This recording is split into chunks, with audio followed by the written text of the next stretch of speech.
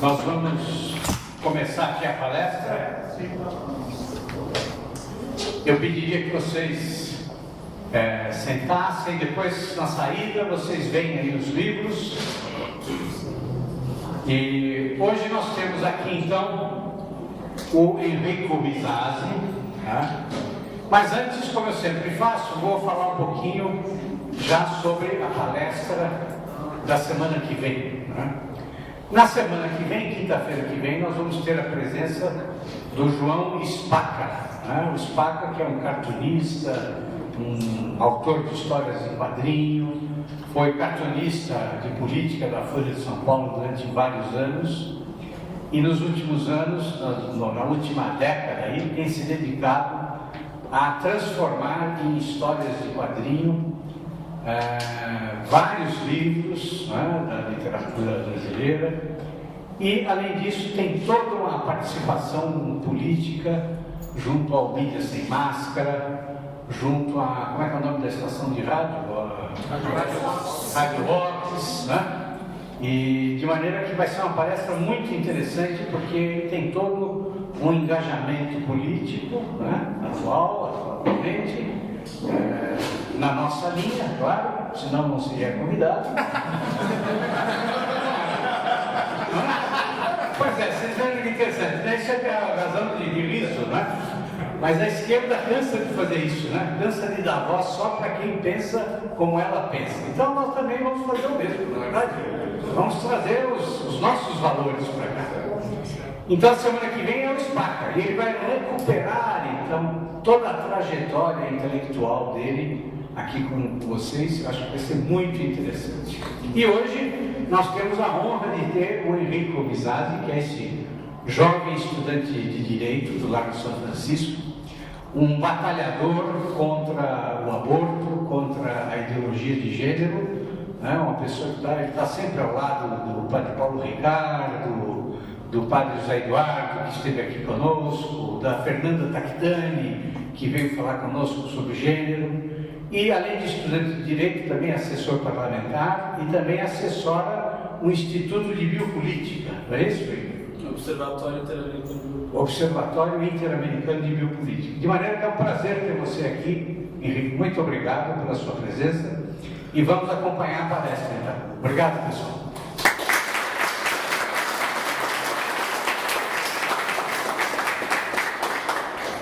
Boa noite. Obrigado, professor Rodrigo Gurgel.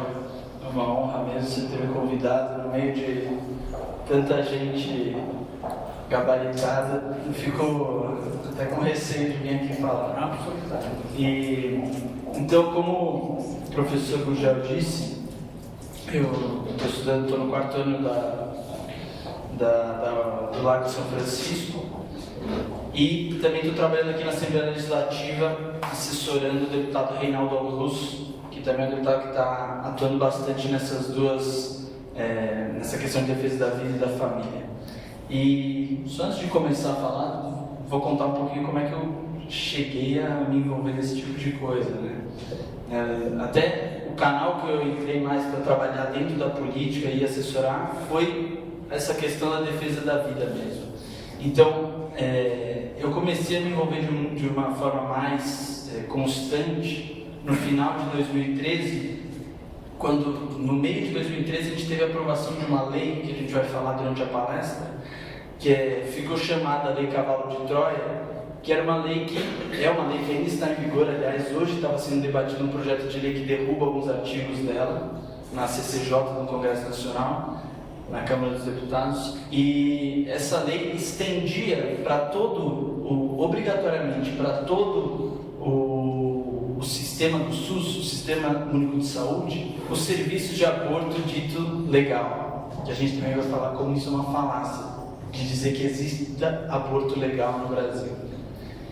Então, a gente se uniu, gente que já estava trabalhando no Provida no Brasil inteiro, se uniu para tentar assustar essa lei no Congresso Nacional, porque quando a gente percebeu, ela já estava aprovada. Logo depois, o então líder do PMDB, Eduardo Cunha, entrou com um projeto para revogar, e a gente está lutando desde então com aquela morosidade do Congresso Nacional. Mas aí entrou a questão da ideologia de gênero, e a gente foi se fortalecendo, então a gente está fazendo esse trabalho já, eu pelo menos há 1 ano e meio, e tem gente há muito tempo lá no Congresso Nacional. E uma das coisas que eu fiquei mais impressionado, que me chamou mais atenção, quando eu fui foi a primeira vez no Congresso Nacional para fazer alguma coisa desse tipo, foi que 1, 2 ou 3 pessoas que saíam um pouquinho de si e dedicavam um pouquinho de tempo a sair de São Paulo e ir para Brasília, conseguiam fazer um trabalho de barrar projetos que ninguém ficava sabendo. A gente nem sabia que tinham tramitado, e essas pessoas, no fundo, estavam salvando nossas famílias, salvando crianças, impedindo a legalização do aborto, sem saber, sem que ninguém soubesse. E era justamente essa eficácia do trabalho. Então eu fiquei muito encantado por aquilo. Ver gente simples assim, que por uma decisão de servir a igreja nesse aspecto, conseguia fazer um grande trabalho, entendeu? Então, eu estava falando, professor, eu vou dividir a palestra em 3 partes. Como o título é Agenda contra a Vida, eu nas primeiras 2, e principalmente na primeira parte, eu quero mostrar como a tentativa de legalização do aborto a nível mundial não é uma questão de evolução natural dos tempos, é uma questão de que a sociedade está evoluindo, se organizando e está começando a pleitear a legalização do aborto. Vou mostrar que existe uma agenda que está sendo colocada, uma agenda que está sendo imposta de cima para baixo para que os países legalizem, para que as pessoas façam de fato mais aborto. Na segunda parte, eu vou mostrar os efeitos, como essa agenda internacional está influindo e está se concretizando aqui no Brasil. Ou seja, como é que o aborto está, a situação do aborto aqui no Brasil. E na terceira parte, eu vou falar mais, eu tenho bastante experiência disso no estado de São Francisco, vou falar mais desses argumentos que a gente ouve no dia a dia e como a grande maioria deles dá para ser desmistificado com uma simples entrada no Google e com outros que não se sustentam, entendeu? Então essas 3 partes, e vamos lá. E ao longo da palestra, não sei se pode ir passando alguns livros que tem sobre para ir folhando, para ir vendo de onde a gente está tirando essas coisas. Então, pode passar, essa pergunta aqui. A pressão em nível mundial para a legalização do aborto é uma evolução natural da sociedade, marcha inevitável dos acontecimentos, ou pelo contrário, uma agenda bem planejada que vem sendo imposta? Então, quando a gente começa a falar de aborto, aqui é um público dócil, mas todo mundo começa a achar que é teoria da conspiração que a gente fala. Porque a gente sempre começa falando que no final do século XIX, um sujeito que era um simples vendedor ambulante de perfume nos Estados Unidos decidiu que ia ser o homem mais rico do mundo. Esse homem se chamava John Rockefeller. E ele, de fato, começou a se envolver na exploração do petróleo nos Estados Unidos e virou o grande magnata do petróleo. Pode passar, né? Tem uma fotinho dele. Ele era batista. Ele dizem, né, que em termos absolutos mesmo é a pessoa mais rica que já existiu na face da Terra. E ele ele leu uma vez quando ele já estava muito rico, vou passar um pouco rápido aqui as coisas, mas ele leu um livro de um outro magnata milionário que se chamava Andrew Carnegie, que falava basicamente o seguinte, que as pessoas que tinham crescido muito em termos financeiros, os grandes ricos eram como uma nata da sociedade, uns iluminados que deveriam usar da sua inteligência, usar da sua capacidade superior que tinha feito eles conseguirem crescer tanto para servir a humanidade. Então, isso daí é um livro que se chama O Evangelho da Riqueza, que o John Rockefeller ficou absolutamente impactado, isso conta nos livros, nas biografias dele, ficou impactado com essa ideia de que os grandes milionários do mundo deveriam usar da sua capacidade e da sua fortuna para fazer o bem. E de fato, quando ele cria a Fundação Rockefeller, você vê nos primeiros anos, ele cria essa fundação, muito por conta de uma lei que teve nos Estados Unidos na década, acho que 1914, 1915, que colocava um imposto muito alto para a transmissão de herança pai para filho. Então, os caras que eram muito ricos começaram a fazer fundações para evitar o fisco. Então, a Fundação Rockefeller é uma dessas e ele começa, de fato, a fazer filantropia. Você pega, as principais ações era por exemplo, investir em vacina, investir em combate a doenças no sul dos Estados Unidos, fazer escola para negros no sul dos Estados Unidos. Tinha realmente um caráter filantrópico. E, como ele tinha muito dinheiro, ele despejava esse dinheiro em universidades, em pesquisa e tudo mais. Tem um fato interessante que já é um pouquinho um indício da futura deturpação do que era essa filantropia, que é uma ruptura que acontece entre o John Rockefeller pai, o primeiro, com aquele que era o braço direito dele, um pastor que chamava Frederick Gates. Era o braço direito, ajudava ele na fundação e tudo mais. E o Frederick Gates rompe com o John Rockefeller primeiro, quando ele percebe que o dinheiro que eles estavam dando para fundações, para outras fundações, para universidades e tal, estava começando a levar a um certo controle. Em que sentido? No sentido de que o John Rockefeller começou a fazer algumas imposições políticas mesmo, de que tipo de...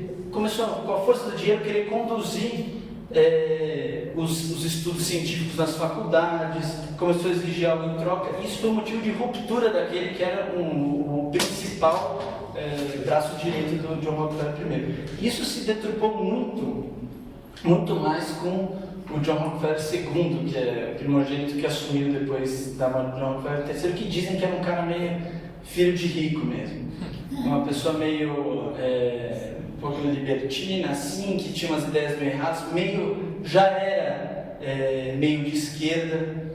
Eu não sei onde eu não li isso em nenhum lugar, eu ouvi falar, então não sei se é verdade, mas dizem que ele fez meio que um templo civil, onde tinha tipo estátua de Nietzsche, de Marx, de não sei o que lá, então era um cara bem atrapalhado.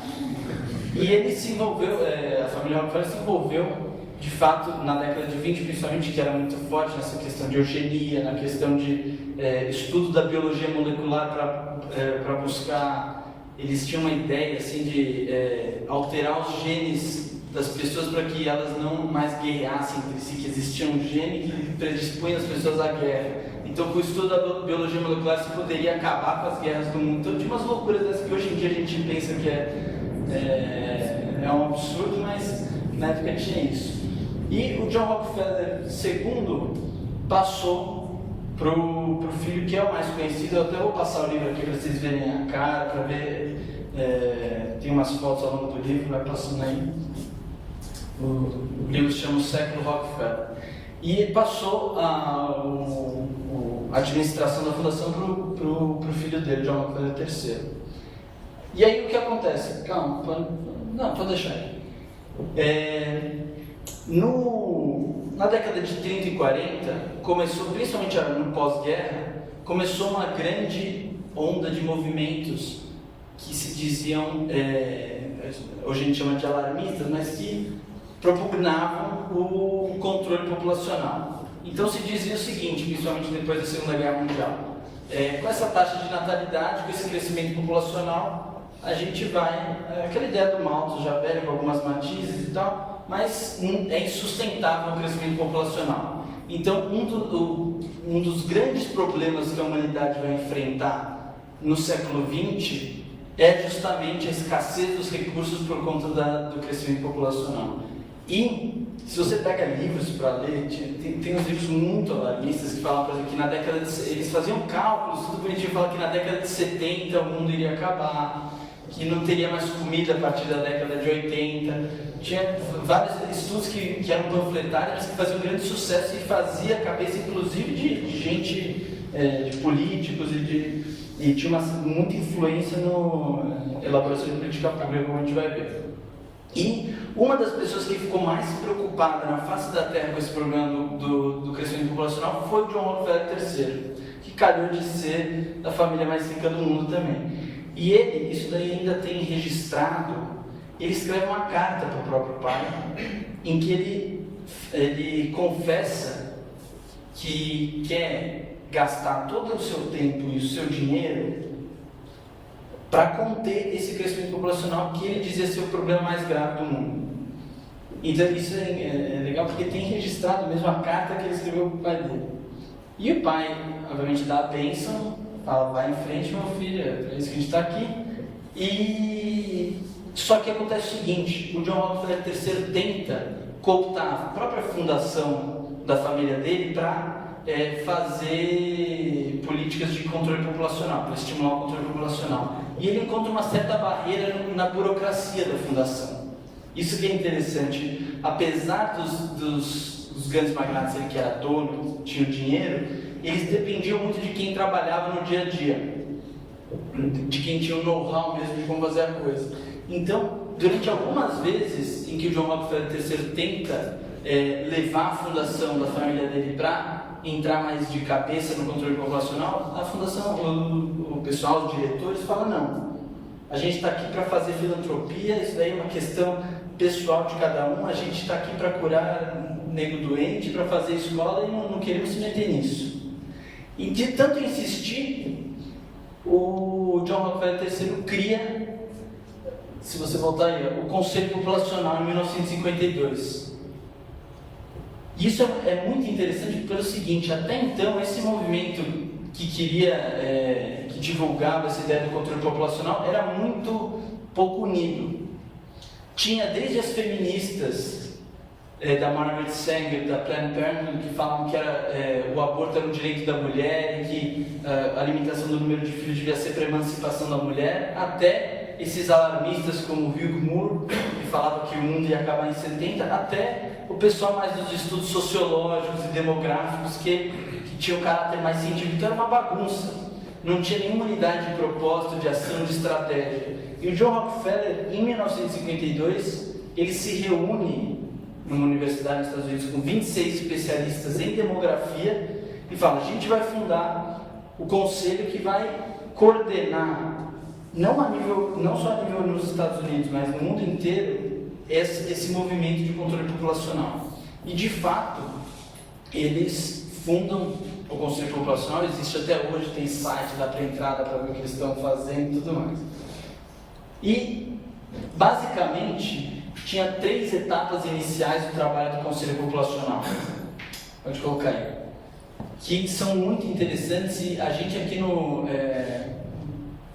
Brasil a gente não tem ideia de como isso, de fato, é uma agenda que tem sido colocada. Entendeu? E aqui, nesses livros e nesse desenvolvimento do projeto do Conselho Populacional, isso fica muito claro. Porque o seguinte, de 1952, da fundação até 59, teve 2 principais ações. Uma primeira foi o desenvolvimento tecnológico do DIU, o dispositivo intrauterino. Porque os métodos de anticoncepção eram muito precários, não existia muito acesso fácil nem nada, e muito disso era por causa que faltava tecnologia, de fato. Então, eles investiram pesado no desenvolvimento da tecnologia para fazer o DIU ser um aparelho seguro de contracepção. E além disso, e o que eu acho, no meu entendimento, mais importante, foi a criação no âmbito mundial mesmo, de uma rede de especialistas em demografia e em sociologia que tinham mais ou menos a linha de pensamento. Eles conseguiram criar, de fato, uma rede de especialistas. E isso foi fundamental para os passos posteriores, que foi quando eles quiseram começar a influenciar as políticas públicas com as ideias deles. Se eles não tivessem, e não é gente que é especialista é gente que estuda a vida inteira esses temas. Você pega as biografias dessas pessoas, desses sociólogos e demógrafos, eles devotaram a vida para fazer esses estudos. Então, esse primeiro nome que está aí nos 2 são os presidentes do Conselho Populacional durante esses tempos. Frederick Odlum. De 59 a 68 começou tudo isso que eles tinham preparado, o terreno, eles começaram a implementar de uma maneira mais prática. E o principal o principal local onde eles começaram a fazer clínica de anticoncepção, a distribuir o material deles, era justamente na Ásia e na África. Primeiro porque lá não tem muito, apesar de que tivessem leis restritivas desse tipo de coisa, não tinha nenhuma fiscalização, então eles conseguiam fazer uma boa. E depois que o movimento de controle populacional sempre teve um ranço eugenista. Existia de fato, você lê as pessoas falando dessa ideia de que assim, a taxa de natalidade na Europa e nos Estados Unidos está em declínio, e os países pobres, no Brasil, na década de 60, era 6, tantos filhos por mulher. Então, de fato, se continuasse assim, em algum momento ia dar problema para eles. Então, tinha essa ideia também. E, além disso, eles instalaram fábricas de anticoncepcionais, principalmente de uso ao longo, em vários países, não só nos Estados Unidos, para poder fornecer. E eles receberam, na década de 60, o apoio financeiro da Fundação Ford, que entrou nessa jogada de controle populacional. Entrou de cabeça no controle populacional. E é nessa época também que, por exemplo, é desenvolvido a pílula anticoncepcional e tudo mais. E uma coisa que nesse livro aqui, que eu vou passar também, está muito bem descrito, tem um capítulo nesse livro aqui que é Birth Control, Abortion and the Federal Government in Modern America. Tem um livro que ele fala só da resistência católica aos programas de controle populacional nos Estados Unidos. E é justamente na época do concílio. E uma coisa que eu não tinha muita noção era como, já na época do concílio, não existia um posicionamento firme da igreja com relação à anticoncepção, dos métodos contraceptivos. Porque isso é uma coisa que é bom deixar claro. Até o final da década de 60, esse movimento de controle populacional não incluía o aborto como mais um método contraceptivo, como depois veio a ser. Eles tinham uma certa relutância em entrar nessa questão do aborto. Então, eles ainda não tinham muito essa ideia de fazer clínicas de aborto, era mais contracepção mesmo. E, nesse ponto do contraceptivo, a Igreja Católica não tinha nenhum tipo de unidade. Então, tanto que, só um parênteses aqui, no concílio, o Papa ele instituiu um comitê, uma comissão para elaborar um parecer sobre esse tema, porque era uma coisa nova, e o parecer foi para aceitar a contracepção. Isso explica muito do que o Papa Paulo VI bateu de frente com a comissão e publicou uma Humanae Vitae em 1968, e foi aquela quase uma grande apostasia. Um monte de gente se rebelou contra o Papa, falou que ele não tinha autoridade sobre isso e tudo mais. E, além disso, outro fato interessante que conta nesse livro, John Rockefeller III foi pessoalmente no Vaticano conversar com o Papa Paulo VI para tentar demovê-lo da ideia de não aceitar a contracepção, só que não adiantou. E uma terceira fase do Conselho Populacional seria fazer lobby no governo federal. De que maneira eles faziam lobby? Eles falavam que o problema do crescimento populacional mundial era uma questão de segurança interna dos Estados Unidos da América.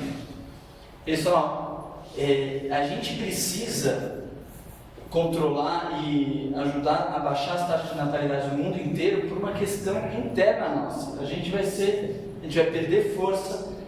Tinha uma retórica até anticomunista no movimento de controle populacional, porque muitos deles falavam, se a gente deixa essas populações crescendo nesses países pobres, a União Soviética, a Revolução vai atingi-los. E então, até por uma questão de Guerra Fria, da gente não evitar a expansão do comunismo, a gente tem que controlar a população.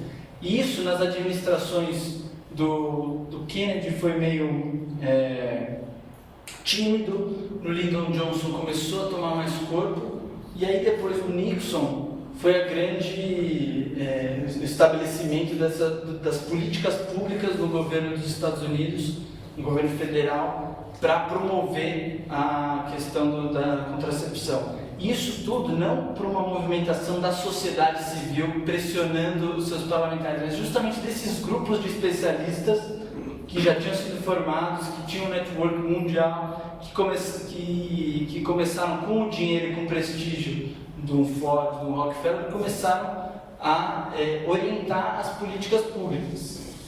E tinham entrada livre nos departamentos em Washington e tudo mais. Oi. A Ford Foundation tem alguma coisa do Ford? Não sei se a Ford reconhece, sim. Sim. O fundador é a família Ford, justamente Henry Ford. E o relatório Kissinger, aquele mesmo que está até... Ele não morreu ainda, o Kissinger, né? Ainda não, né? Então, ele já em 1972 fez um relatório, o famoso relatório Kissinger, que ele falava justamente dessa questão do crescimento populacional como uma questão de segurança interna dos Estados Unidos. E já nessa época, o que aconteceu no final da década de 60? Começou um movimento pró-aborto mais característico. Foi fundado... Foi fundado nos Estados Unidos uma associação chamada NARAL, N-A-R-A-L, que tinha o intuito de derrubar todas as leis restritivas em todos os estados. E eles começaram restritivas ao aborto. Eles começaram a pautar essa temática do aborto no final da década de 60, que é quando surge também um movimento feminista mais forte. E é aí também que tem o contra-ataque da igreja, porque a igreja, se tinha sido muito tímida no combate à contracepção, porque não tinha uma posição firme contra o aborto, era todo mundo claramente contra o aborto, e a igreja se organizou no final da década de 60. Só que não adiantou muito, até porque a gente vê em 1973 o que acontece no caso do Roe v. Wade, em que a Suprema Corte dos Estados Unidos ela proíbe os estados de proibirem o aborto. E aqui tem um livro também de uma feminista contando toda a história inside do caso Roe v. Wade. Então, foi nesse tempo também que começou, já com esse surgimento do aborto, começou o movimento de controle populacional, começou a aceitar melhor a prática do aborto como também um método de controle populacional. Pode passar, Marco. E aqui, seguinte, uma quarta etapa, então a gente está na década de 70, uma quarta etapa muito característica que ilumina muito do que está acontecendo hoje para a gente, é justamente uma mudança na abordagem do controle populacional. Pelo seguinte, tem um sociólogo que é muito famoso, que é meio que o rei dos sociólogos da década de 50 e 60, em que a sociologia se desenvolveu muito nos Estados Unidos, que é o Kingsley Davis. Ele tem um livro que tem traduzido em português, que chama Sociedade Humana, em que ele destrincha toda, meio que anatomicamente, a sociedade, e ele tem também um sentido de assim, como eu consigo interferir na sociedade a partir dessa análise.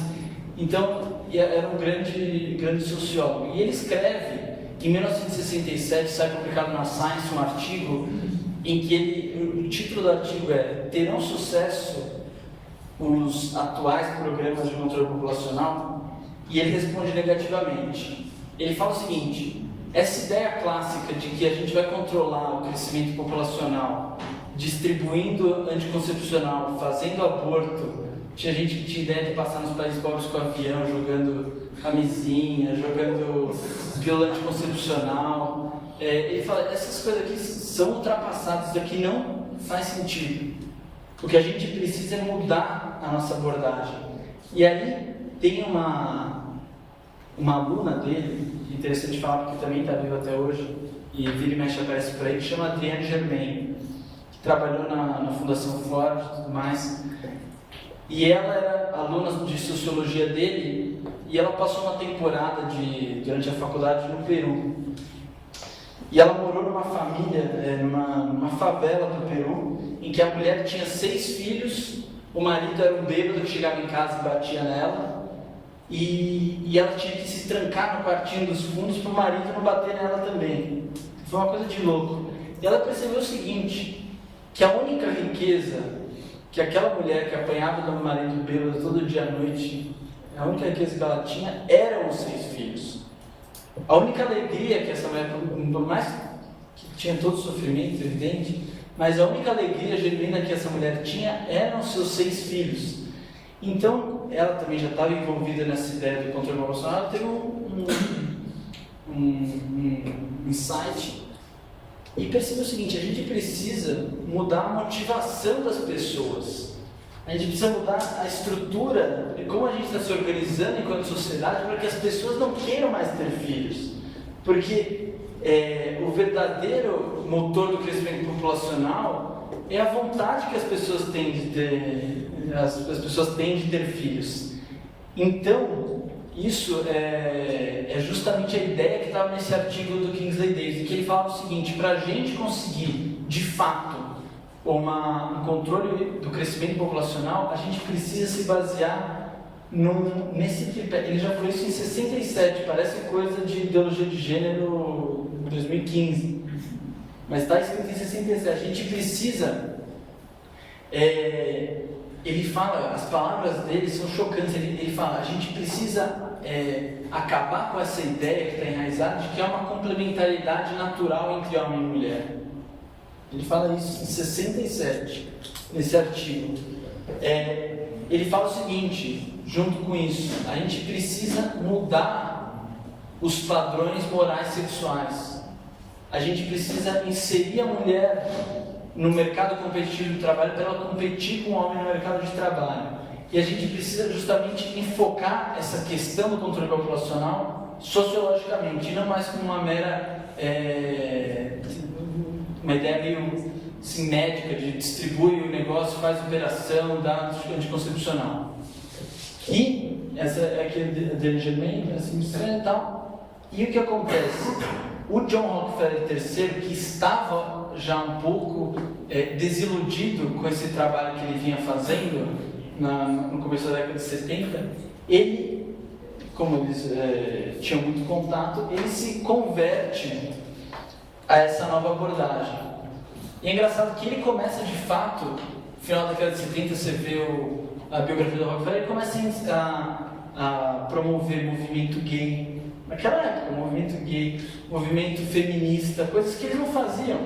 Eles até viam com maus olhos o movimento feminista dentro do movimento de controle populacional. E aqui há uma virada completa nessa ideia do próprio John Rockefeller III, e isso começou a tomar todas as fundações que estavam, foi uma avalanche, mudou a concepção de todo mundo.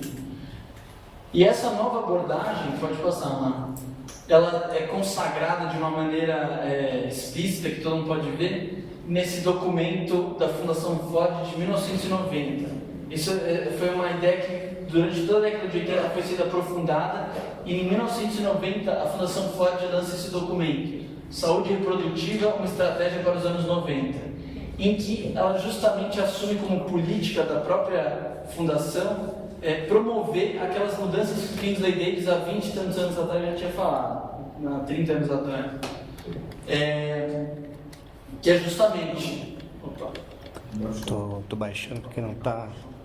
Essa ideia justamente de que você precisa... Eles começaram a falar em direitos sexuais e reprodutivos. É a primeira vez que aparece esse termo, direitos sexuais e reprodutivos, nesse documento da Fundação Ford.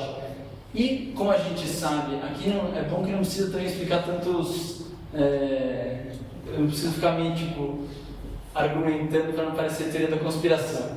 Mas, como a gente sabe que essas fundações e a ONU é praticamente a mesma coisa, são as mesmas pessoas, são as mesmas pessoas que financiam, é o mesmo pensamento.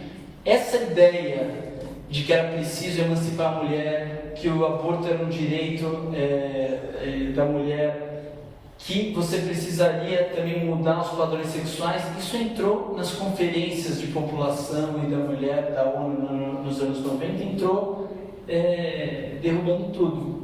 Então, em Cairo, a conferência da ONU em Cairo, em 1994, que era sobre população, consagrou essa ideia de direitos sexuais e reprodutivos e do direito ao aborto, que até então não se falava tanto. Em Pequim, em 1995, quando a Fernanda deve ter falado aqui, que é o grande momento em que entra na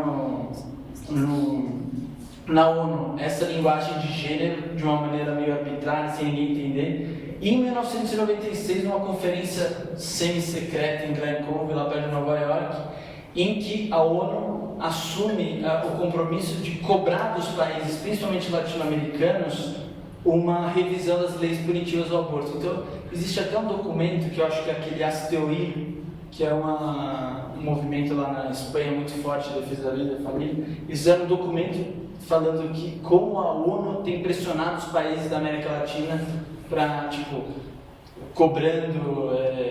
eles usam o seguinte argumento, que pode parecer loucura, mas eles falam que os países em que haja leis restritivas ao aborto, você está indo contra o direito à vida consagrado nos tratados internacionais, porque quando não tem direito ao aborto, acesso ao aborto, as mulheres estão morrendo. Então, o direito à vida consagrado nos tratados internacionais está sendo violado por países que restringem o aborto. E a ONU tem cobrado isso de todos os países na América Latina, agora não tanto mais, mas em 97, 98 você vê muito disso. Então, só antes de entrar no Brasil, também tem um slide que eu acabei esquecendo de pôr, que na década 2000, na década passada, uma nova, porque assim, o movimento pró-aborto, de controle populacional, vai se metamorfoseando e vai adquirindo novas estratégias. Uma das coisas que eles inventaram na década passada é aquela política de redução de danos, que a gente vai ver como foi implementada no Brasil, que é basicamente o seguinte: tudo bem, é difícil passar no Congresso Nacional, tem que passar por cima da caveira do Eduardo Cunha para aprovar o aborto, então vamos fazer o seguinte, vamos instruir com cartilhas como se faz um aborto e tratar da melhor maneira possível quem fez o aborto. Então assim, você dá todos os instrumentos o know-how para fazer um aborto em algum lugar em que a gente finge que não está vendo, e se você vem aqui após o aborto, precisando fazer uma curetagem, não sei o que lá, a gente tem que ter um atendimento humanizado, como diz a norma técnica. Então você acaba fazendo, sob essa desculpa de reduzir os danos que o aborto que já está acontecendo provoca, você vai relaxando a legislação sobre o aborto, como vem acontecendo no Brasil. Então, o que eu queria ter deixado claro não sei se eu consegui nessa primeira parte, é justamente que existe uma pressão de cima para baixo que está colocando o aborto nos diversos países, via ONU, via fundações e via os próprios governos que com elas fazem impactos. E agora no Brasil especificamente, como é que é a situação? Em primeiro lugar, a questão, como a gente trata no Código Penal no aborto, tratado no Jurídico Penal, acho que todo mundo, não sei se todo mundo sabe, mas o nosso Código Penal é de 1940. E aqui está falando que o aborto é crime e tudo mais. Aqui não interessa tanto, o que interessa é o próximo slide. É o seguinte: o artigo 128 do Código Penal fala o seguinte: não se pune o aborto praticado por médico. Pode passar. Se não há outro meio de salvar a vida da gestante. Pode passar. Se a gravidez resulta de estupro e o aborto é precedido de consentimento da gestante ou quando é capaz de ser representante legal. Então, o que a gente ouve nas faculdades de direito que é um aborto legal é o aborto nesses dois casos, depois entra esse terceiro. Quando há risco de vida para a mãe e quando a gravidez é fruto de estupro. Agora, o problema é o seguinte: a redação do caput do artigo 128 não se pune o aborto. Então, o legislador afastou a punição e não a ilicitude do aborto. Isso aqui é uma coisa óbvia que, tipo, qualquer penalista, qualquer primeiro anista da faculdade de Direito sabe que existe uma diferença de você afastar a punição e afastar a ilicitude. Então, assim, se o exemplo que a gente sempre dá, sempre ouve, se um pai culposamente mata seu filho, ou seja, que é sem querer, né? Ele não é punido por homicídio culposo porque entende-se que a punição de ter perdido o próprio filho já basta. Então, o Estado não entra com sua força punitiva nisso, então afasta-se a punição. Mas não se afasta a ilicitude, ainda é um homicídio culposo. É a mesma coisa aqui no caso de aborto. E aqui tem livro para variar do Dr. Ives, né, falando sobre isso. O Ives Gandra fala sobre essa questão justamente, e ele vai mais além. Como o nosso Código Penal de 1940, ele fala que pelo menos esse inciso segundo, em face da inviolabilidade do direito à vida consagrado na Constituição Federal, de 88, esse artigo não foi recepcionado. Esse aqui ele até faz porque de fato você tem que escolher entre a vida e a morte e tal, mas esse aqui, ele fala que é inconstitucional esse artigo. Imagina a briga que ele não compra com isso. Mas enfim, o fato é que não existe aborto legal no Brasil, juridicamente falando. Então não se pode falar em nenhuma hipótese, nem mesmo quando há risco de vida para a mãe, você não pode falar de direito ao aborto. Então, em decorrência disso, é o seguinte: o Estado, ele jamais pode proporcionar e promover algo que ele mesmo considera crime. Embora ele não puna, ele continua considerando crime ilícito penal. Então, é um absurdo que existam, como a gente vai ver que está se multiplicando cada vez mais, serviços de aborto legal no Brasil. Enfim, em 2011, 2012 teve a DPF 54, que era aquela dos fetos anencéfalos, que quem foi o advogado é o hoje ministro Luiz Roberto Barroso. Ele foi advogado de tudo, ele foi advogado do Cesare Battisti, ele foi advogado do DPF 54, e como prêmio ele virou ministro do Supremo Tribunal Federal. E aqui é a decisão. O tribunal, por maioria tal, declara a inconstitucionalidade da interpretação segundo a qual a interrupção da gravidez de feto anencéfalo é conduta tipificada tal. Ele fala, se alguém interpretar que que é crime você fazer aborto de feto anencéfalo com base nesse artigo, essa interpretação é inconstitucional. Então existe direito ao aborto de feto anencéfalo. Os dois ministros que votaram contra foram o ministro César Peluso e o Lewandowski. Votaram a favor da vida nesse caso.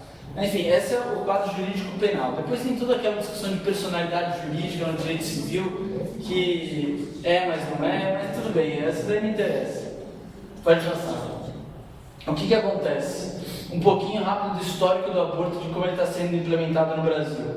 Em 1988 até 1990, uma dessas fundações grandes, como Rockefeller, Ford e demais, a Fundação MacArthur vem ao Brasil.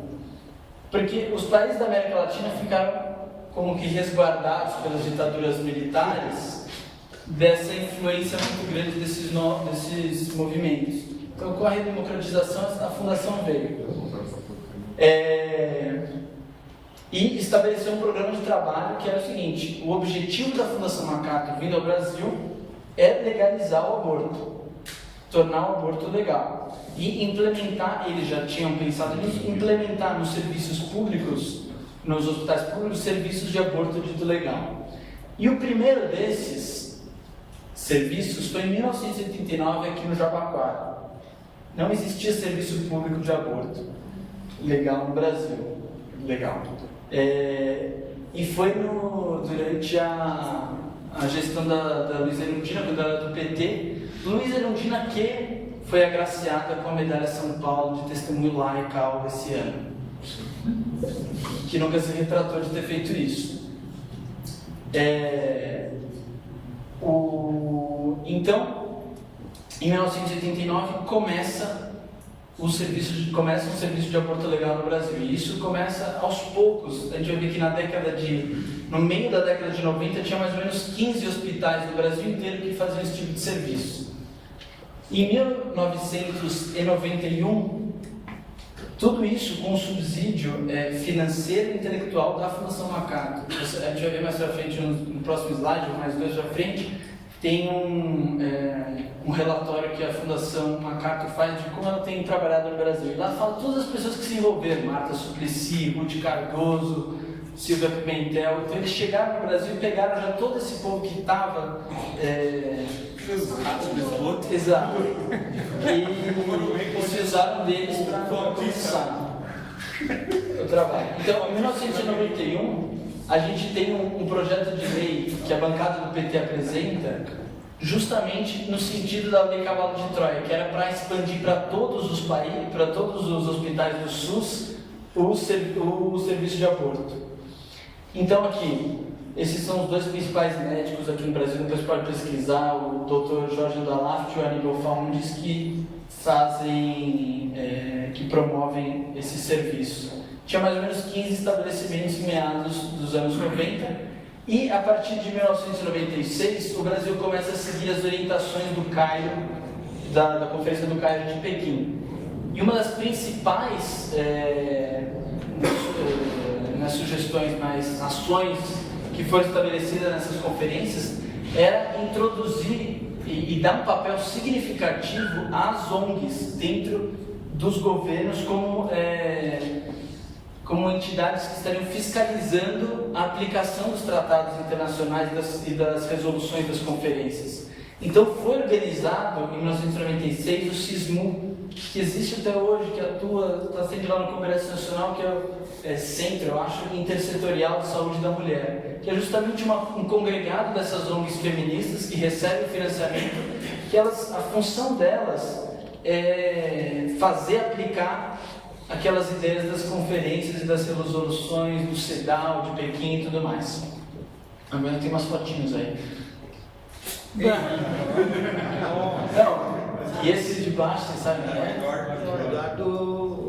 Exatamente. Ele era o secretário municipal da saúde da Luiz Erundina, e ele também foi o autor desse PL 20 de 1991 junto com a Sandra Stabler. E tá lá, eu achei muito legal essa foto. Em 1971. Bom, aqui vamos passar rápido isso. Aí surge o seguinte: como eles não conseguiram legalizar via Congresso Nacional, via Legislativo, como no Brasil, hoje mesmo a gente viu o que, quando não dá para aprovar uma coisa pelo Legislativo, a gente aprova para algum outro lugar, né? Ou portaria, ou STF e tudo mais. Então, tiveram 3 normas técnicas do Ministério da Saúde que começaram a regular essa questão do serviço de aborto legal. E eles falam abertamente que essa porta que se abre com o serviço em caso de violência contra a mulher, que eles chamam, é só uma porta para se legalizar o aborto, eles não escondem isso. Então, em 1998, quando o Zé Serra era ministro da Saúde, foi feita a primeira norma técnica sobre o tratamento de agravos da violência contra a mulher. Então, lá é a primeira vez que se trata explicitamente no documento do governo o aborto como direito da mulher nos casos de violência sexual, dispensando a necessidade de apresentação do exame de corpo de delito, apenas se exigia boletim de ocorrência. Então, e além disso, estendeu-se de 12 para 20 semanas o período em que, nesses casos de violência, se podia fazer um procedimento de aborto. E em 2002 tem aquele PNDH2, que ainda é na época do Fernando Henrique, e em 2004 tem essa segunda norma técnica sobre o tratamento dos agravos da violência contra a mulher, que aí, aqui é uma citação literal que eu peguei de lá: a palavra da mulher que busca os serviços de saúde afirmando ter sofrido violência, a qual, acho que está errado, a qual deverá ter credibilidade, ética e legalmente, devendo ser recebida com presunção de veracidade. Ou seja, estabeleceu-se, através de uma norma técnica do Ministério da Saúde, que toda e qualquer mulher que afirme ter sido vítima de violência sexual e esteja procurando um serviço de aborto num hospital que ofereça esse tipo de intervenção, ela goza de presunção de veracidade. O médico não pode falar, mas tem boletim de ocorrência, tem exame de... Não. Se ela falou, ele tem que acreditar e ela tem direito a fazer o aborto. Em 2005 tem uma norma técnica sobre atendimento humanizado ao aborto provocado, que é aquilo que eu estava falando da redução de danos. E foi elaborado com consultoria do IPAS, ou IPAS, não sei como fala, que é uma fundação que ela foi criada quando a USAID, é uma ONG, exato, uma ONG que foi criada quando a USAID, que promovia o controle populacional no mundo, saiu dessa quando os governos republicanos tiraram o dinheiro nos Estados Unidos. E aí a norma técnica fala isso: estabelecer novos padrões culturais na classe médica para que possam atender humanamente as mulheres que provocam aborto, reconhecendo a dignidade, a autonomia moral e ética para decidir, dissociando valores individuais, éticos e religiosos da prática profissional. Ou seja, a ideia é justamente, com essa brecha dessa interpretação sui generis do aborto legal no Brasil, você ir expandindo o conceito de violência sexual e cada vez policiando menos isso, porque a palavra da mulher gosta de presunção de veracidade, e assim conseguindo ampliar os casos de aborto que são atendidos pelo Sistema Único de Saúde. Pode passar. Esse aqui é um documento fantástico, que é justamente em 2004, a Fundação MacArthur escreve esse relatório, Lessons Learned, de como, passo por passo, ela foi agindo atrás de tudo isso, atrás da elaboração da norma técnica, atrás dos projetos de lei, do treinamento dos médicos, porque quando você oferece um aborto dito legal, você tem que dar o equipamento, eles faziam isso, você tem que dar o treinamento para os médicos, eles faziam isso. Então aqui mostra muito bem essa questão da agenda contra a vida. É uma fundação que veio para o Brasil com a revelia dos sentimentos cristãos do povo brasileiro, veio promover uma agenda que é deles e que atende a interesses escusos de outras pessoas que não o povo brasileiro. Então isso aqui acho que tem internet fácil de achar também. Pode passar. Aí aqui a gente pode ir meio rápido. Em 2005 teve uma coisa muito interessante, que foi a apresentação de um projeto que era meio que uma reedição daquele de 1991, com uma malandragem que quase liberou o aborto no Brasil até o 9º mês de gravidez. E a malandragem era a seguinte: não se falava muito bem de aborto no projeto, falava só nessa questão de atendimento à mulher e não sei o que lá. E no último artigo, sempre que quem é do direito sabe, coloca: revogam-se as disposições em contrário. Porque assim, tudo que for contrário anteriormente àquela lei está revogado. Agora, nessa lei estava escrito: revoga-se os artigos 124, 125, 126, 127, 128 do Código Penal, que são aqueles que restringem o aborto. Só que ninguém tinha percebido isso. Isso foi... O pessoal do Provida viu isso na última votação. Eu não acompanhava naquela época ainda, mas me conta que foi na última votação, indo para o plenário, eles descobriram e conseguiram reverter o negócio. Mas imagina, eles quiseram revogar os artigos do Código Penal nessa malandragem, só acho que não passou.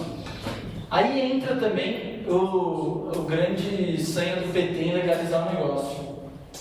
Tá, eu estou com tempo... Não? Tranquilo? Em 2007, no 3º Congresso Nacional do Partido, do PT, o PT afirma ser compromisso com a defesa da autodeterminação das mulheres, da descriminalização do aborto e regulamentação de todos os casos no serviço público. Ou seja, aquela história que a gente conhece da união no começo da década de 90 entre as grandes fundações e a esquerda mundial, aqui no Brasil foi muito profícua e está dando seus frutos até hoje.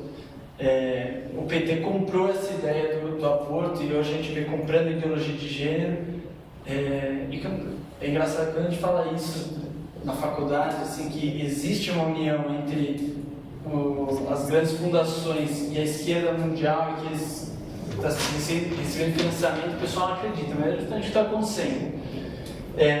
Em 2008, esse projeto foi apresentado em 2005 e rejeitado em 2008. Só que o ministro temporão, que era ministro da Saúde, afirmou logo depois que caiu no Congresso Nacional: o governo não irá descansar enquanto não conseguir a legalização do aborto no Brasil. A gente vai enfiar a goela abaixo. E estão tentando fazer isso. Em 2009, é uma coisa inusitada, 2 deputados do PT que fizeram parte da Frente Parlamentar em Defesa da Vida foram condenados por grave violação ao Código de Ética do partido.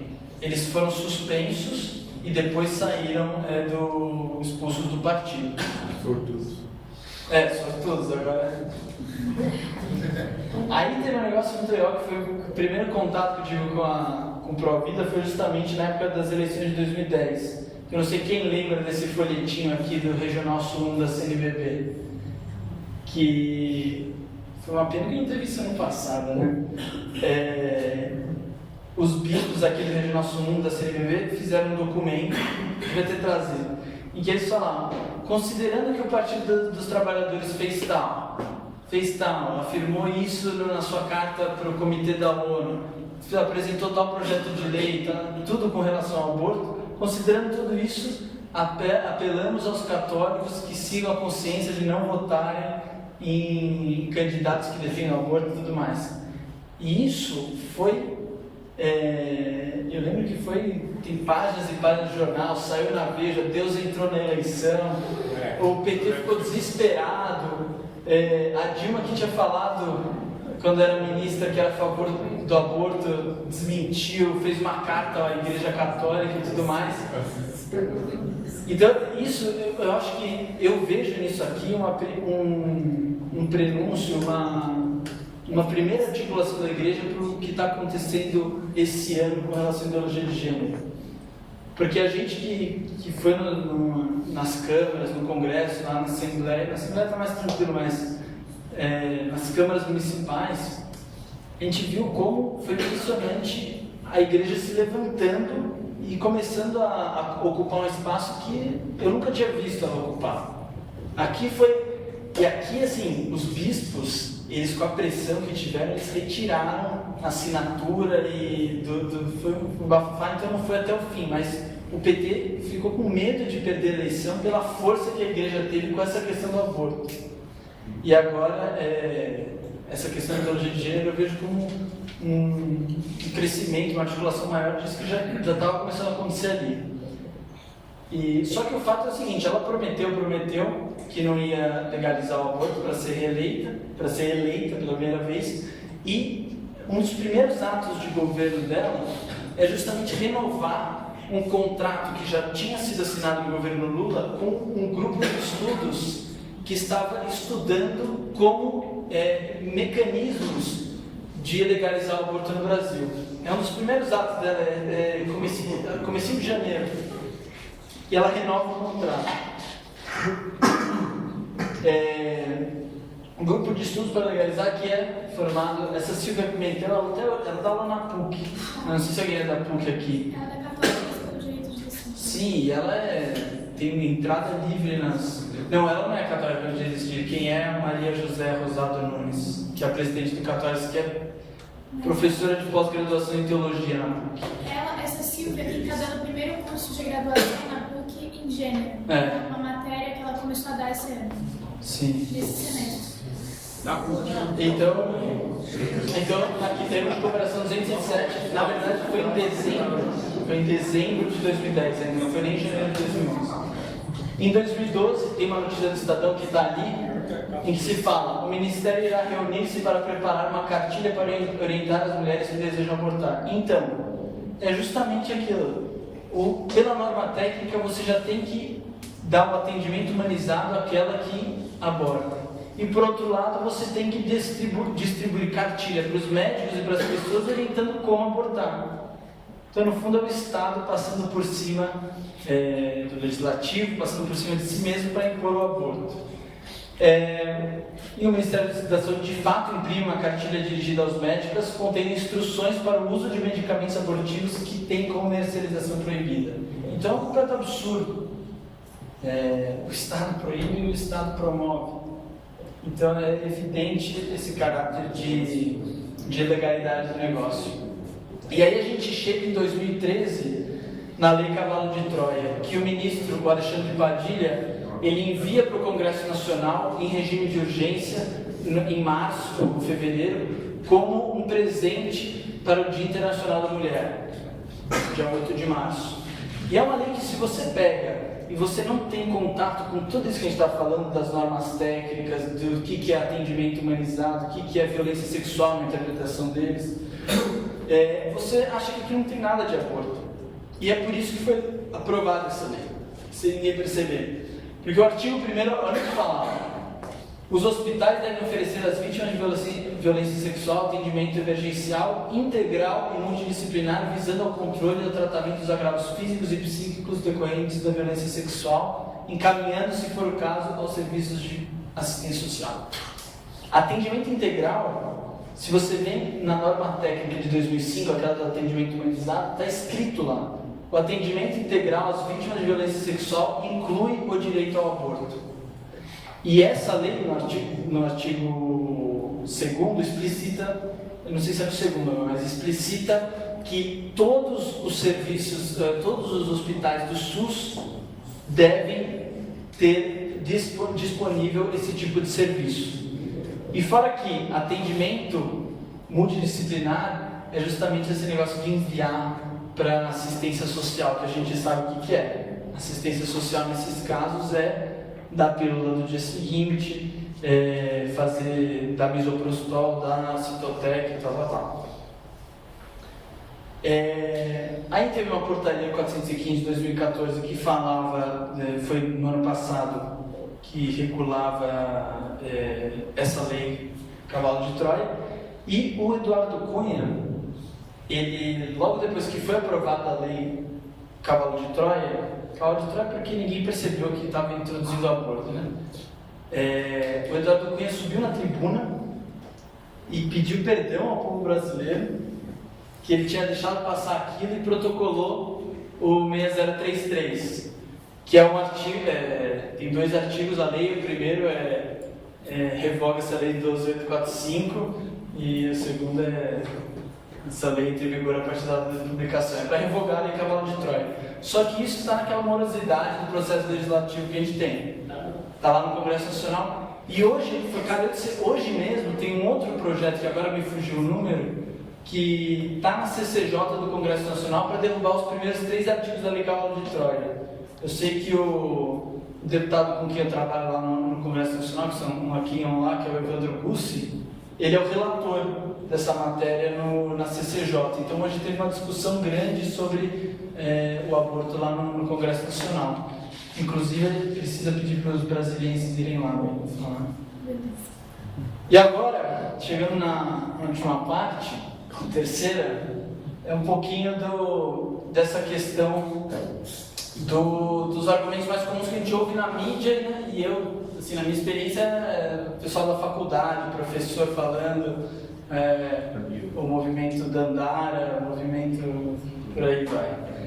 E eu encontrei um livro que é um achado para mim, que eu não vou passar porque eu vou ler umas partes, que é esse livro aqui, que é meio aqueles negócios bem americanos, Pro-Life Answers to Pro-Choice Arguments. E aí, nesse livro separa os argumentos do pessoal pro-choice, pro-aborto, em algumas categorias de argumentos. Então, argumentos envolvendo vida, humanidade e personalidade. Argumentos envolvendo direitos e justiça social, né? Argumentos envolvendo questões sociais. E um último de argumentos contra o caráter dos pró-vida, que fala do fundamentalismo e tudo mais. Então, separa de uma maneira bem didática, assim, sem todos os argumentos que você já ouviu, ele coloca aqui e aí coloca como rebatê-los, entendeu? Então esse é um livro que eu faço propaganda aqui, eu acho bem legal. Depois eu passo para você usar. Então vamos lá, pode passar. O primeiro, os primeiros dois eu vou focar na realidade nossa brasileira. É o seguinte, você pode em qualquer aula sobre aborto, em qualquer faculdade, ou você vai na mídia, você vai para uma palestra feminista, as pessoas falam e elas repetem esse número que ocorrem 1.200.000 abortos por ano no Brasil. Varia, às vezes falam 1 milhão, 1.200.000, já vi falando 1.500.000 também. Mas esse é o número que se dá.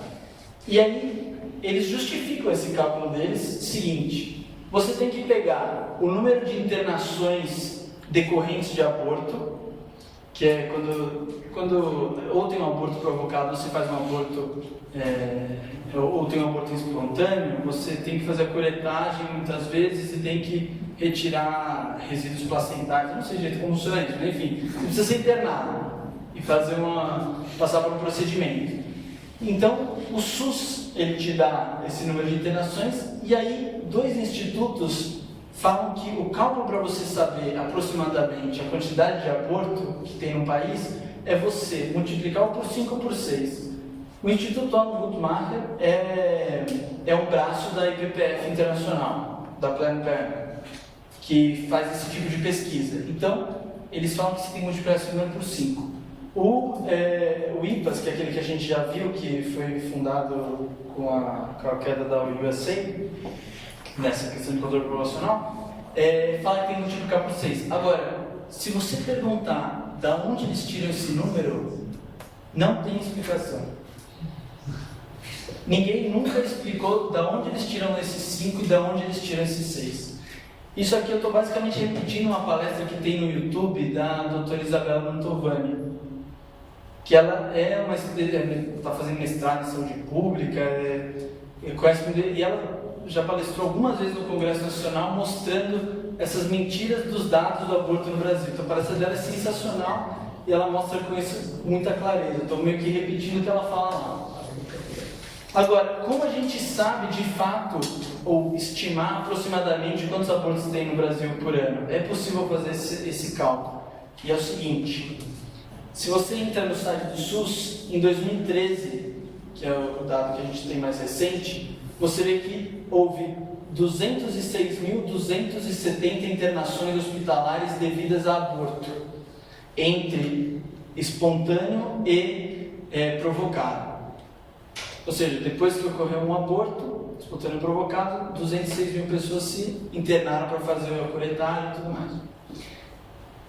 A gente do Provida fez uma pesquisa, e fomos nós que fizemos, de ligar e conversar com vários ginecologistas espalhados no Brasil com quem tem contato, não somente Providas, fazer uma pesquisa mesmo, perguntando o seguinte: das pessoas que são internadas por aborto, qual a porcentagem do aborto provocado? Porque muitos deles são espontâneos. E a resposta de todos foi unânime. Foi entre 20% e 25%. Ou seja, a cada dessas 206.000 pessoas que foram internadas, 50.000, vamos arredondar, 50.000 foram por aborto provocado. Só que tem o seguinte: nem todo mundo que faz aborto precisa ser internado. Então falta esse número para a gente descobrir quantos abortos tem no Brasil, estimar. E esse número é dado por uma pesquisa da Débora Diniz, que é a princesa dos aborteiros aqui no Brasil, que é uma socióloga, antropóloga, não sei o que é, ela da UNB, de Brasília. Que, aliás, essa última, não sei se vocês viram que o padre Paulo Ricardo foi dar uma palestra no Senado, ela estava sentada do lado dele lá, na palestra.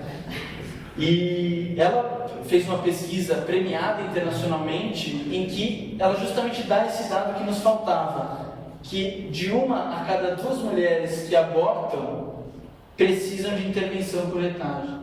Ou seja, para a gente estimar o número de abortos no Brasil, precisa multiplicar esse número de 50 mil por 2, porque é só metade que precisa ser internado. Então, o número mais, a estimativa mais real que a gente pode ter é que no Brasil são feitos 100 mil abortos por ano. Abortos provocados por ano. Então esse é o número, não é 1.500.000, não é 1.200.000.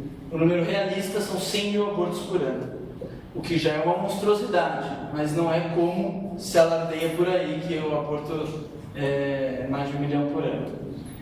Isso, beleza. Então esse é o primeiro argumento que elas usam, que a gente vê que é falácia. O segundo é isso. Inclusive teve um rapaz que postou no evento, na página do evento do Facebook, usando esse argumento aqui.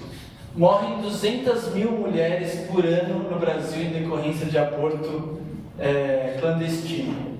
Se legalizarmos, este número cai. Veja o exemplo do Uruguai. É batata. Se você for uma pessoa que usar esse argumento, vai falar, veja o Uruguai. E aí é o seguinte, eu queria dar um impacto maior, assim, maior, isso daí pode deixar. Eu entrei agora à tarde, isso daí inclusive tem um vídeo no YouTube falando como conseguir os dados de morte por aborto no DataSUS. Tem 48 segundos o vídeo, você chega nisso aqui. Não sei se está dando para ver, mas isso aqui tem 5 tipos de aborto, aborto espontâneo, aqui está contando com aborto espontâneo, eu fui entrando lá, morte materna, para descobrir quantas mulheres morrem por ano em decorrência de aborto, qualquer tipo de aborto. Aí tem aqui, aborto espontâneo, aborto... Por razões médicas ilegais, outros tipos de aborto. Aborto NE... E falha de tentativa de aborto. Tá, são essas 5 categorias que tem no SUS. Vocês veem, o número total é 79 mortes. 79. E não foi a Maria da Esquina, feminista, que disse que foram 200 mil. A ministra Eleonora Menicucci foi na imprensa falar que morrem 200 mil mulheres por ano no Brasil, vítimas de aborto clandestino. E né, assim, eu fiquei chocado a primeira vez que eu vi esses dados de 2013, porque é um absurdo. Não é que são tipo 1.000 mulheres que morrem, são 79. E claro que é um desastre, claro que são 79 mulheres que morrem provocando um aborto, mas não são 200 mil, né? Aliás, tem um artigo que, quando a Menicucci falou isso, o Reinaldo Azevedo mesmo, que não é lá conservador, ele escreveu um artigo fazendo uma continha básica assim, de como seria a pirâmide etária brasileira se 200 mil mulheres em idade fértil estivessem morrendo por ano. Assim, a gente entraria em extinção daqui a alguns anos. Então são 79. Quando alguém vier falando 200 mil, 50 mil, 10 mil mulheres morrendo, não. Em 2013 foram 79 mulheres que morreram. Isso com os dados... com os dados do SUS. Não do Movimento Pro Vida, não da Igreja Católica, não nada. Do SUS. Aqui, uma segunda... e aqui também tem uma...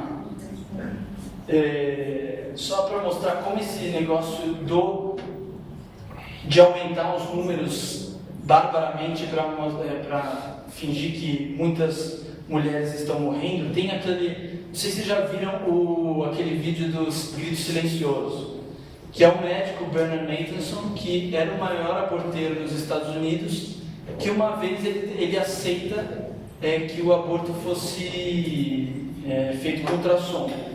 E quando ele vê o que ele estava fazendo com ultrassom, ele toma um susto, se converte e vira um pró-vida e faz uma meia-culpa. E ele diz aqui, nesse livro que eu falei para vocês, ele fala: a gente sempre falava que são de 5 a 10 mil mortes por ano. Eles eram um pouquinho menos exagerados, às vezes. Eu confesso que eu sabia que os números eram totalmente falsos. E eu suponho que os outros também o soubessem. mas a moralidade da nossa revolução, ele fala assim, o cara que é aborteiro, a moralidade da nossa revolução, para a moralidade da nossa revolução, isso era um número conveniente, totalmente aceito. Então por que nós sairíamos disso para entrar em estatísticas honestas? A preocupação era para fazer que as leis contra o aborto fossem eliminadas, e qualquer coisa para alcançar esse objetivo era permitido. Então ele confessa que ele mesmo mentia tanto o número de mortes de mulheres quanto o número de abortos que eram realizados nos Estados Unidos naquela época. E aí um terceiro argumento, vou dar 4 aqui no total, que são os mais comuns. Essa questão do início da vida humana é incerto, é uma questão religiosa e a ciência não tem uma posição sobre o assunto. Eu já vi muita gente que é católica, que é pró-vida, que fica realmente embaraçada com esse tipo de argumentação. E esse é o argumento que a gente mais tem subsídio, porque aqui ele faz uma lista de livros de embriologia e de obstetrícia, não sei como falam, em que os cientistas falam do início da vida humana como sendo na concepção. Aqui eu anotei algumas para falar, eu só deixei aqui. Por exemplo, tem um livro que é muito usado, Human Embryology, do Bradley Patten, chama. É a penetração no óvulo do espermatozoide, que resulta no mix nuclear, do material nuclear, que, pode ser difícil traduzir, né? It brings to the union that constitutes the culmination of the process of fertilization and marks the initiation of the life of a new individual. Então, como esse aqui eu grifei todos aqui, tem vários livros que, se a gente for pesquisar nessa questão de embriologia, também livros que tratam de patologia do feto, de cirurgia dentro do útero da mãe, todos eles unânimes em afirmar cientificamente que o início da vida humana se dá na concepção. Então, esse é um argumento que é o mais facilmente rebatido nesses contextos. É só falar para, de fato, ir olhar o que os cientistas estão falando. Isso sem conta, esse daqui ele cita porque são cientistas isentos. Porque se você for pegar o Jérôme Lejeune, que estava lá, e outros, Francis Collins e tudo mais, outros desse tipo, cristãos e tal, é muitas passagens. Um quarto argumento, que esse é legal, que a Erundina também falou, né? Eu sou pessoalmente contra o aborto, mas eu não posso impor isso às outras pessoas.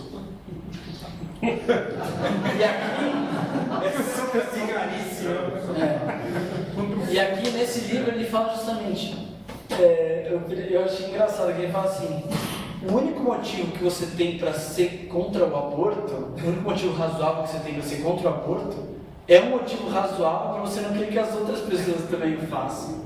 Sim, o único motivo realmente que é assim, o fundamental para você ser contra o aborto é que você entende que desde a concepção aquilo lá é uma vida humana, e que você tirar uma vida humana é um homicídio.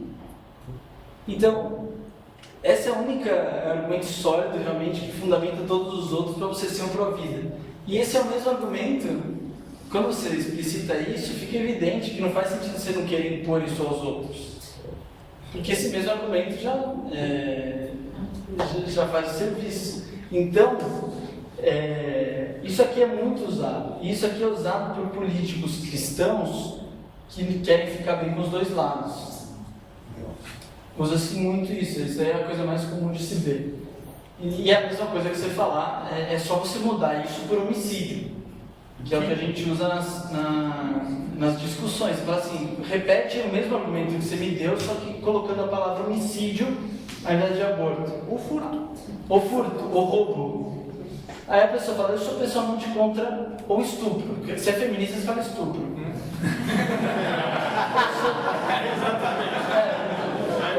Eu sou pessoalmente contra o estupro, mas não posso impor isso às outras pessoas. Então assim, de fato, é um argumento bem raso. E como esse aqui, nesse livro aqui, tem essas sacadas que ele faz, essas piadas, então é muito bom para esse debate. Apesar de eu contar um caso, que é o seguinte, eu tenho uma teoria, que uma vez eu estava num debate na faculdade sobre aborto, que inclusive o Douglas estava lá, o Douglas é um amigo nosso que tinha acabado de se converter, e tinha eu e ele de homem na sala, cara, eu disse assim, eu e ele de homem na sala e umas 15, 20 mulheres, todas a favor do aborto. E aí nós dois lá tentando argumentar. E aí uma me disse uma coisa que me deu um insight sobre a psicologia de muitas pessoas que defendem o aborto. Que ela falou assim, eu fui dando meus argumentos e mais, batendo. Aí chegou uma hora que ela ficou irritada e ela falou assim, ela falou, então, o que você quer que eu faça? Você quer que eu fique em casa, não saia, não faça nada? E se eu engravidar? Tipo, ela falou isso brava. Eu devia ter tido o espírito na hora de falar, mas você só consegue, se você sair de casa, você vai fazer. Mas muitas pessoas acabam sendo defensoras do aborto porque elas querem ter esse respaldo. Eu estou falando isso da minha experiência das minhas colegas na faculdade, né? Porque elas pensam justamente assim, elas falam, cara, os métodos contraceptivos não são 100% seguros. Eu não estou disposto a viver a castidade. Então eu preciso ter uma saída. Eu olhei ela falando isso e eu vi todo mundo concordando, assim, tipo, o que a gente vai fazer senão... Então, essa é a minha teoria, de que muitas pessoas defendem o aborto porque não estão dispostas a viver a castidade e sabe que o Citotec faz um mal desgraçado. E sabe também, exatamente. Então, para finalizar, eu queria só, para terminar de uma forma católica, ler um trecho do Evangelho Vitae, em que o São João Paulo II trata dessa questão, também com um enfoque bem social. O Evangelho da vida não é exclusivamente para os crentes, destina-se a todos. A questão da vida e de sua defesa e promoção não é prerrogativa unicamente dos cristãos. Mesmo se recebe uma luz e força extraordinária da fé, aquela pertence a cada consciência humana que aspira pela verdade e vive atenta... Não, deixa eu ir para cá. E vive atenta e apreensiva pela sorte da humanidade. Na vida existe seguramente um valor sagrado e religioso, mas de modo algum este interpela apenas os crentes. Trata-se com efeito de um valor que todo ser humano pode enxergar, mesmo com a luz da razão, e por isso diz necessariamente respeito a todos. Por isso a nossa ação de povo da vida e pela vida pede para ser interpretada de modo justo e acolhida com simpatia. Quando a Igreja declara que o respeito incondicional do direito à vida de toda pessoa inocente, desde a sua concepção até a morte natural, é um dos pilares sobre o qual assenta toda a sociedade, ela quer simplesmente promover um Estado humano, um Estado que reconheça como seu dever primário a defesa dos direitos fundamentais da pessoa humana, especialmente da mais débil. O Evangelho da vida é para o bem da cidade e dos homens. Atuar em favor da vida é contribuir para o renovamento da sociedade através da edificação do bem comum. De fato, não é possível construir bem comum sem reconhecer e tutelar o direito à vida, sobre o qual se fundamentam e desenvolvem todos os restantes direitos inalienáveis do ser humano. Nem pode ter sólidas bases uma sociedade que se contradiz radicalmente, já que por um lado afirma valores como a dignidade da pessoa, a justiça e a paz, mas por outro aceita ou tolera as mais diversas formas de desprezo e violação da vida humana, sobretudo se débil e marginalizada. Só o respeito da vida pode fundar e garantir bens tão preciosos e necessários à sociedade como a democracia e a paz. E uma última coisa que eu também queria deixar é o seguinte, que eu descobri isso, mas eu vejo que às vezes alguns cristãos, a gente na igreja mesmo ainda não descobriu muito como a gente tem força se nós nos organizarmos para fazer frente a essas coisas. Porque eles de fato, esse pessoal das fundações, das ONGs, eles têm milhões de dólares entrando, eles têm pessoas que largaram tudo e estão dedicando 100% das suas vidas a fazer esse tipo de coisa. Isso faz uma diferença enorme. Só que é impressionante como a gente fica a verdade fica só esperando para ser solta e fazer o seu trabalho. É impressionante quando a gente começa, uma pequena massa crítica, começa a falar uma verdade, começa com conhecimento profundo das coisas, entendendo de onde está vindo, como está acontecendo, sabendo explicar e tudo mais, como se a gente abre essa porta, essa jaula em que a verdade está metida, ela começa a produzir seus próprios efeitos, entendeu? Então isso é muito nítido, tanto na resistência que está sendo feita ao aborto no Brasil, que apesar das coisas estarem avançando e tudo mais, a gente ainda consegue brincar bem. E o trabalho que o pessoal do Provida faz também no tete-a-tete, de convencer as pessoas a não abortarem, de receber as pessoas, de fazer essa conscientização, está fazendo inclusive com que a aprovação do aborto no Brasil caia. Essa é uma coisa que eu não coloquei aqui na palestra, mas é um fato. A aprovação no Brasil cai de ano a ano, o número de abortos no Brasil cai de ano a ano. Então, para mostrar como, se articulando, conhecendo, estudando, a gente consegue realmente fazer frente a toda essa estrutura. E a mesma coisa com a ideologia de gênero e as outras coisas. Então, é isso. Obrigado.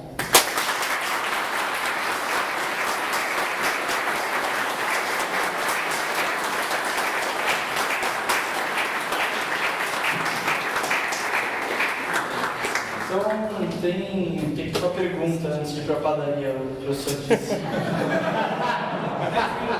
minutos de pergunta. Primeiro, eu queria citar 3 filmes que se tratam da temática de ficção, né? Um deles é um filme romântico chamado 4 meses, 3 semanas, 2 dias. Né? Isso aí. Tem outro que é um filme ucraniano que chama A Grande, que mostra de forma clara a questão do aborto, né? Porque a gente vê que essas pessoas que aprovam esse tipo de atitude, elas sempre fazem uma abstração da realidade, né?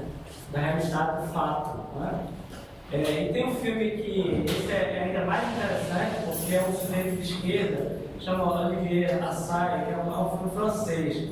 E o filme se passa em maio de 68, né? É um grupo de jovens, assim, não sei se vocês viram, se alguém aqui viu. O filme se passa em maio de 68, eles são um grupo revolucionário, e eles são revolucionários em todo sentido, né? Sexual, da revolução política, adoram Mao Tse Tung, como Godard, todo mundo naquela época, né? E tem um momento que é muito engraçado que eles falam, né? Um mais velho aparece lá e diz: olha, Mao Tse Tung está matando todo mundo lá, os corpos descem pelo rio, o rio está encharcado de sangue, os corpos, entendeu? Não, você está ouvindo muita imprensa imperialista, não sei o que. É a mesma coisa que aconteceu com o Stalin, né? Quando descobriram os crimes do Stalin,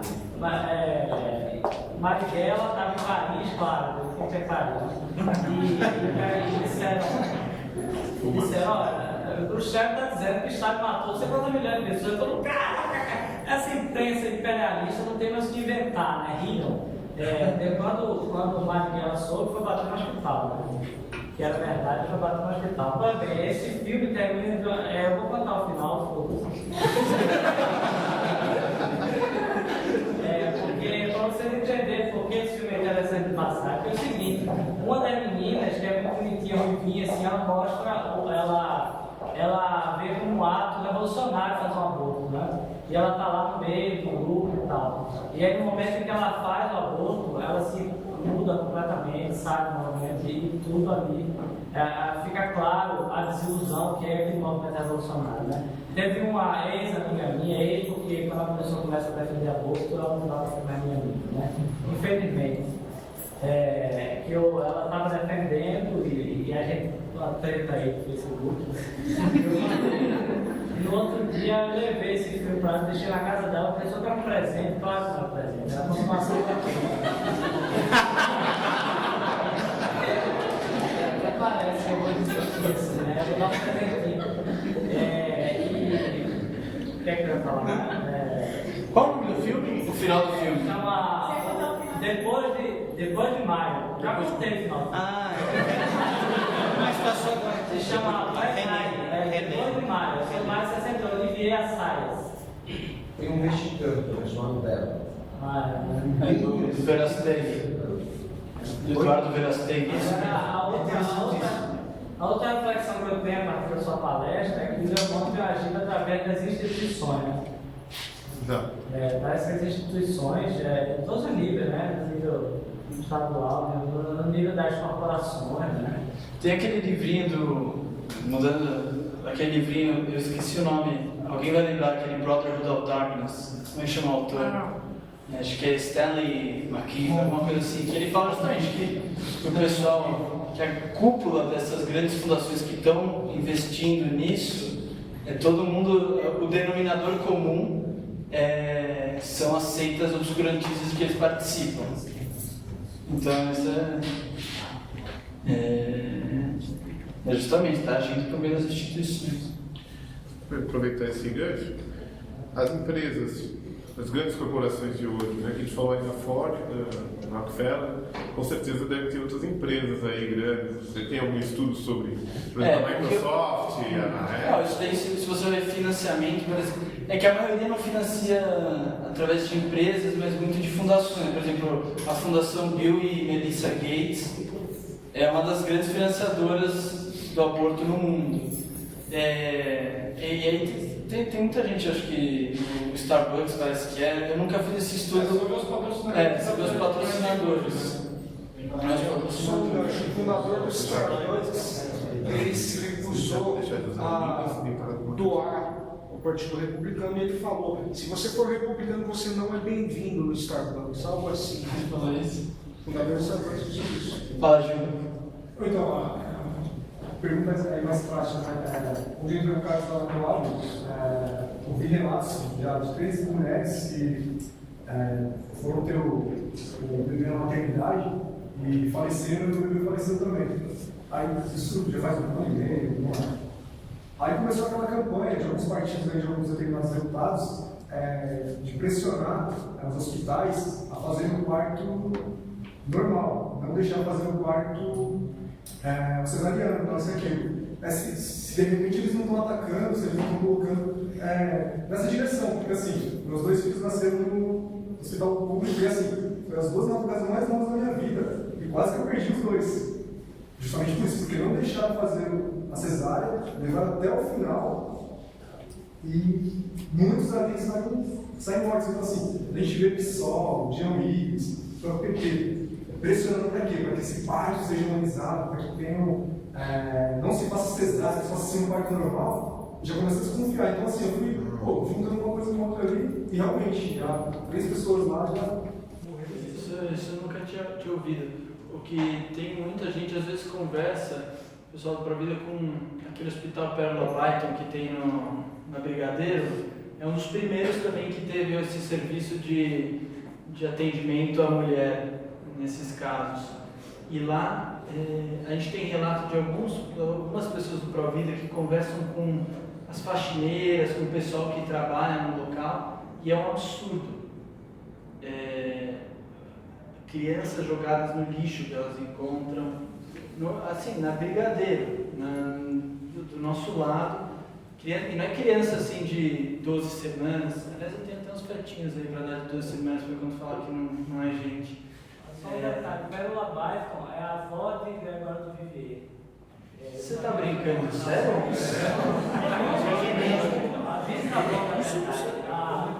O Pedro Byton, se não me engano, é o avô do Gregório do Vivier. Tem essa tendência aí.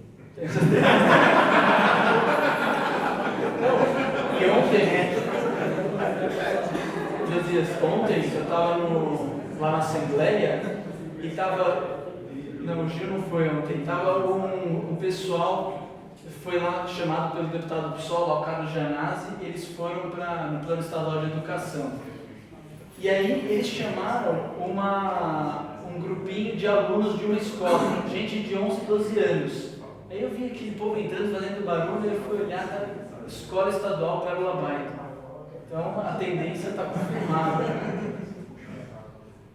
Com esses escândalos aí da Planned Parenthood, tem alguma relação com as clínicas de fertilização? Porque as clínicas de fertilização também são, na verdade, eles congelam o feto. Sim, né? sim. É um aborto em escala industrial, né? E queria saber se você tem alguma pesquisa nesse sentido, se eles dão continuidade a essa pesquisa, se eles transformam esses fetos em produto de pesquisa, objeto de pesquisa. Não, eu não sei te responder isso. O que eu sei, você tem uma... Tenho. A maioria desses fetos tem sido usado na indústria dermatológica e indústria de alimentos. É isso que eu ia falar. Você ia falar isso. Então, vários desses produtos que creme para mulher, que não é botox, para nada, que a mulher passa para deixar a pele mais rígida e tudo mais, são feitos... Mas de clínicas de fertilização? Não, não. Do trabalho dos abortos da clínica de fertilização. Não tem. Tem sido utilizado também na indústria alimentícia como... como é que é o nome do sabor? Para realce de sabor de alimentos. Então, atrás a gente tem todinho, então tem sido usado nas grandes indústrias, principalmente a de cosméticos e alimentícia. Mas são todos?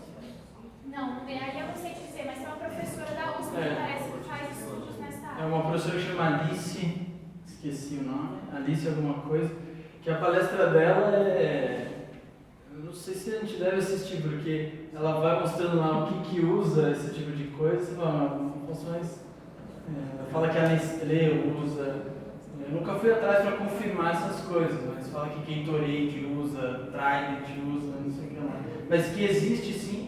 Até onde eu sei, são os testes feitos, não é que está sendo usado em todas, mas os testes já estão feitos. Exato. Até o Lau chegou a comentar umas 3 ou 4 vezes. Sim. Os testes, não é que tem na componente do produto. Na padaria e nesse livro. Sim.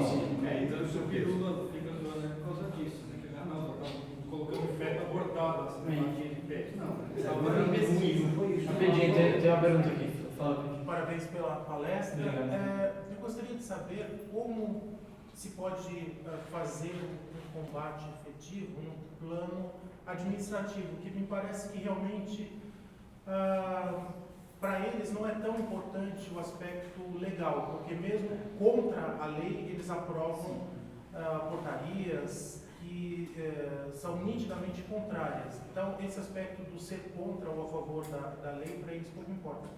Então, como se faria esse combate nesse âmbito, principalmente dos médicos? Na minha opinião, é o seguinte, não tem solução fácil. A gente deixou que eles se infiltrassem durante 50, 60 anos. É a mesma questão que a gente teve agora com a ideologia de gênero nos planos municipais de educação. A gente foi lá, mobilizou, ganhamos, só que, cara, eles têm todos os conselhos municipais de educação, eles têm, no caso do aborto, os conselhos regionais de medicina, o Conselho Federal de Medicina. Então, no fundo, para a gente conseguir barrar administrativamente, eu não vejo outra saída que não a gente fazer o que eles fizeram. Começar a entrar nos espaços, começar a sair do nosso conforto para ir participar de uma conferência municipal da juventude, para ser eleito delegado, para não sei o que lá. Eles fizeram assim, né? E outra coisa é a gente está conseguindo também usar o legislativo para barrar esse tipo de portaria. A gente tem conseguido fazer isso.